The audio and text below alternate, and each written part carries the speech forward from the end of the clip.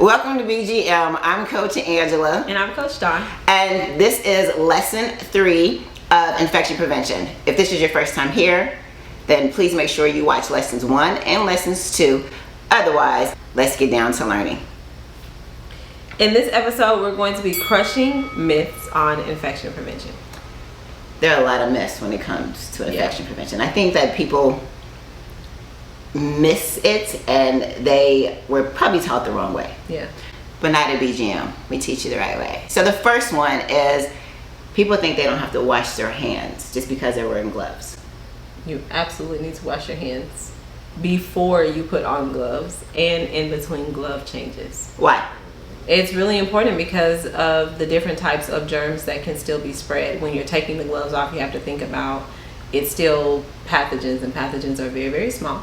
So they can still be on your hands, and then you can transfer those from client to client between those glove changes. For sure. And then, I mean, there are different types of gloves, but all of them have a level of, like, once you use them after a while, they kind of wear, and it can pass through the gloves to your hands. So you have to wash your hands before and after you put your gloves on. And during. And during. And during, for sure. Like, yeah. All right, the next one is, I think my tools look clean, so I should be able to use them. Of right? course. No. No. Okay. Your tools need to be washed. Between every client, your tools need to be washed. They need to be cleaned. Then they need to be disinfected. Those are the 2 lowest levels that you need to use when it comes to your implements. The highest level is also going to be sterilization, but you absolutely have to, must, without a shadow of a doubt, clean your tools. Clean your tools. And then disinfect. And disinfect. And that goes for also if you're a client, you want to make sure that the tools are coming out of the packages because we want pouch verification like we've talked about. Therefore, you don't know if they're clean unless it's coming through a pouch verification. But as a nail technician, just to keep your clients happy, please make sure that you're cleaning your tools. All right, the next one is natural nails don't require much attention as artificial nails. That's right. Because they require more. They require more. I was like, wait a minute. That's a myth. They require so much more. When you're putting artificial enhancements on your nails, you have to remember that the foundation of the nail has to be healthy. It has to have strength to it. And if that natural nail is not getting the nurturing and the care that it needs, then the enhancement is more than likely to fall and break off, and it's going to create an even worse situation for your client. So that means manicuring is like very, very critical when it comes to anything with the nails. Manicuring is the foundation of every service that you do. And if you don't have a good foundation, you can't build. At all. At all, for sure. All right, alcohol. I should be able to spray alcohol on my implements and clean them. Yeah, because it burns. Yeah, because it burns, right? No. Oh, well, no. Dang, not now. No. Alcohol is not a disinfectant at all. We're not using alcohol to disinfect. It doesn't have the right properties to disinfect. Remember, in order to use a disinfectant, it has to be EPA certified. It also has to have the labels of what? That's like a quiz question. Has to have bactericide, virucide, and fungicide. And some of them even have tuberculocidal on them as well. That's a big word. So what that means is they need to be disinfected, which comes to the last myth. Like you could just really, I'm quick, I'm getting between clients, I need to hurry up. Can I just dip them in the disinfectant and pull them out and they're ready? You could dip them in there, but they're not ready. They're not, but I could dip them in there, but you leave them in there once you dip Why? them. Why do we have to leave them in there? You definitely have to leave them in there. There is a contact time for the disinfectant solution to work. And if you're not leaving them for the right amount of time, then they're not disinfecting. Where do I find this right amount of time? On the label. That means you have to what? Read the labels. You have to read. You have to read the labels for the products that you're using, and that's for any product that you're using, but definitely your disinfectant. Every disinfectant is going to work differently, so make sure that you read the label and you know the contact time for your disinfecting when it comes to your surfaces and for your implements. Good. Now that you know all of those myths and you know those facts, we're going to quiz you to make sure that you've watched the other 2 videos, the other 2 episodes, so that you know this information and you can start utilizing this to be better with the work that you're doing. Please make sure you're putting your answers in the comments below. because we want to check as we go along. Number 1, what is the primary difference between infection prevention and infection control? A, prevention is for an infection, control is for after. B, there is no difference. C, control is more important than prevention. Or D, prevention uses chemicals, control does not. I am gonna go with A, prevention is for before an infection and control is for after. For sure. Prevention is how you want to make, you're preventing it. You want to make sure that it's not happening. Control is, it's here, now we have to control on how do we handle it. So yes, the correct answer is A. Number 2, why is it important for nail technicians to practice infection prevention? A, to maintain their tools. B, to protect client and technician health. C, only to comply with regulations. D, to reduce cost. The correct answer, of course, is B, to protect client and technician health. And it's important because you got to make sure you protect yourself in the beginning and your clients when they come and when they leave. Right? Mm-hmm. Perfect. Okay, 3.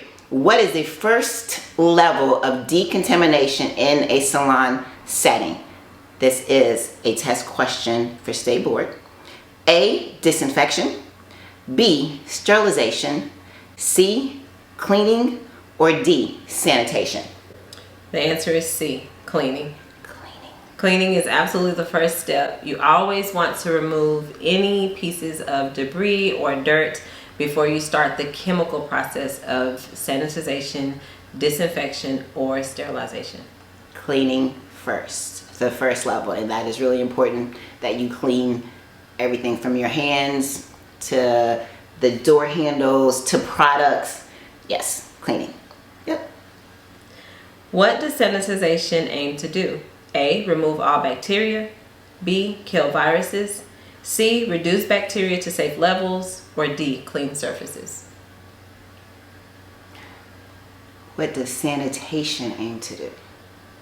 Safe levels. It reduces bacteria to safe levels. That's it. Like hand sanitizer, it's going to reduce it to a safe level. It doesn't sterilize it, it doesn't disinfect it, just safe levels. And it doesn't remove all bacteria. Remember, it just reduces bacteria to a safe level, which means that you still have work to do after you sanitize something.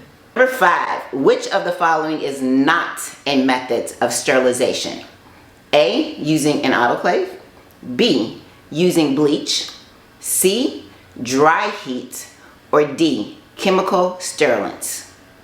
Which is not.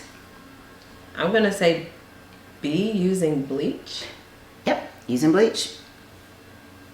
Using bleach is not a method of sterilization. It is a method of disinfection, but sterilization, definitely you must use your autoclave, and the autoclave is with high heat and pressure. Yes. Good. Number 6. Why is hand hygiene important for nail technicians? A, it's a professional standard. B, to prevent the spread of infections. C, to keep hands soft. Or D, it's not important. The only answer has to be B, because it has to prevent the spread of infections, and that is from the common cold to whatever else the world breaks down into. We don't want to be able to spread it around, so it has to prevent it for sure. Wash your hands.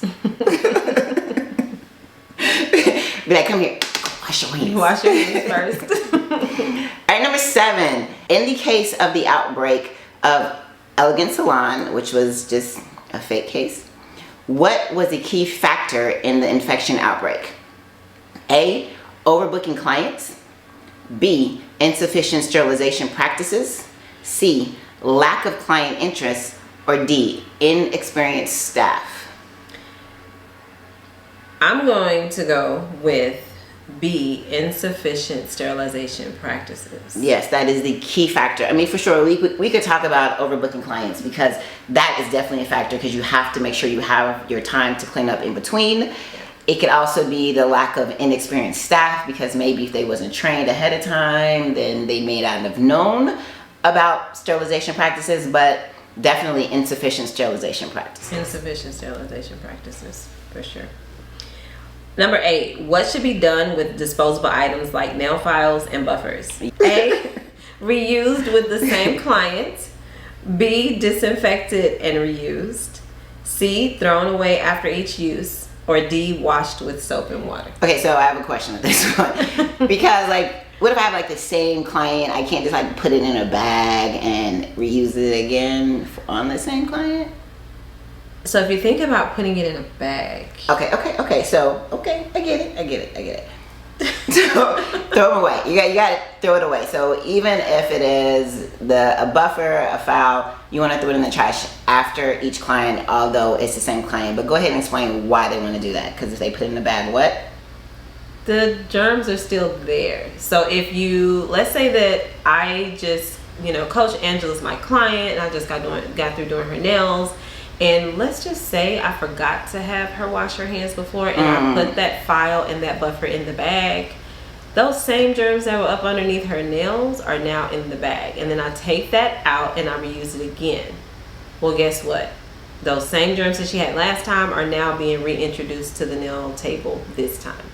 And what happens if I accidentally mix up a client's bags? Yeah, that's nasty. Okay. So make sure you're throwing these disposable items away. That's why they come in bulk. And if you're taking your money from your business and reinvestment, it's not that much of a cost. For sure. Okay. Good. Number 9, what type of personal protective equipment is required for nail technicians? Is it A, a lab coat, B, gloves, C, safety goggles, or D, earplugs? So I'm going to have to go with gloves. Number 10, what should a nail technician do if they notice signs of infection on a client's nails? A, proceed with the service. B, apply antiseptic and continue. C, politely refuse service and recommend medical consultation. Or D, cover it with nail polish. Okay, so I know what the correct answer is, but so the correct answer is C, politely refuse service and recommend medical consultation. However, so here's the thing. Like if a client comes to you and they have, it really depends on that case, just to be completely honest. Yes, there are some times that you have to refuse service, but if you do, they're going to go somewhere else.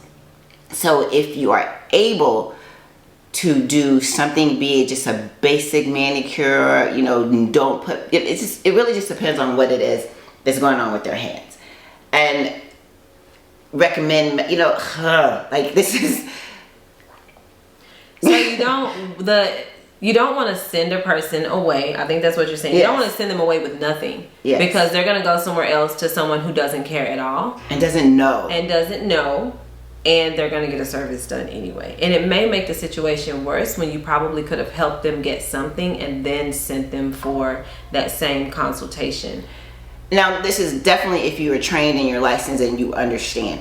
But if it was me, and I knew I could help them some sort, even if it's a buff to a shine, cream on them just to help depending on what is going on. Now, if it's a straight out fungus on their nails, I absolutely no, I'm not. They're going to wash your hands and they're going to go. But even creating press-ons sometimes helps. If a person wants enhancements, sometimes creating press-ons just to get them through an event maybe. Yeah. And then making sure that you let them know you're recommending them go to a medical professional to get the actual help that they need. That means you got to have options. But that's a part of a business situation that we'll talk about. For sure. But you definitely, as a nail technician, you want to have options, which I think is great. That is a good point to make. You do want to have options for them. But yes, the correct answer is definitely you want to refuse a service if it's going to jeopardize, mess with your integrity or whatever. And then refer them somewhere to get help. However, if you do have a way that you can still help them, provide help for them, because otherwise they're just going to go somewhere else. Provide help for them. Yeah. I agree. Okay. Number 11, which is not a part of the nail technician's closing protocol? A, scheduling the next appointment. B, disposing of single-use items. C, taking a personal break. Or D, cleaning and disinfecting the workstation. See, again, taking a personal break. Get it done. Just get it done. It's not part of the closing protocol to take a break. That doesn't have anything to do with making sure that your clients are safe and making sure that your clients come back to see you for their next appointment. Yes. 12. What is cross-contamination? A, using the same polish for multiple clients. B, the transfer of microorganisms from one surface or person to another. C, changing nail polish colors. Or D, mixing chemicals improperly. Definitely B, transferring microorganisms or pathogens from one surface to another, or from one person to another. Yes. Number 13, why is client education on nail hygiene important? A, to increase salon revenue. B, to make clients feel knowledgeable. C, to prevent infections and promote safe practices at home. Or D, it's not important. Why is client education? So this is me educating my client.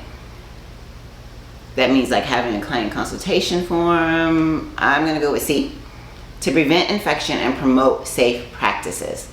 So when your clients sit down, and also business, but when your client sits down, letting them know what it is that you're doing so they know what to expect. So just in case they go somewhere else, or they try to go somewhere else and they realize that they're not as good as you and the other person isn't educating them, then they're gonna wanna come back because they know that you are a professional in the industry, and that's gonna help build that know, like, and trust. For sure. Yeah, all right. Number 14, what should be done if a tool needs to be sterilized? A, wipe it with a cloth. B, rinse it under hot water. C, use an autoclave or appropriate sterilizing equipment. Or D, spray it with perfume. We're definitely not spraying it with perfume. I mean, you know, you can. I'm going to say use an autoclave or appropriate sterilizing equipment. We are team autoclave here. Definitely team autoclave. The first step in that process, though, always remember that you cannot sterilize before you clean. So I know that that answer can be a little tricky because the first one says wipe it with a cloth, and Yes. that is a mechanical process. But in order to sterilize, you have to use the appropriate equipment. Yes, To do so. for sure. And the last one, number 15, which of the following is a sign of a well-maintained and infection-conscious salon? A, busy and quick service. B, use of high-quality nail polish only. C, regular sterilization of tools and clean workstations. Or D, offers the cheapest prices. Regular sterilization tools and clean workstations, because that is what we teach here. We want to make sure that you sterilizing your tools and that you keep your workstations properly set up. So hopefully you watched the table setup video episode that we've done, which is in lesson 2 of infection prevention, and that you was able to get all the information that you need to be a very professional manicurist.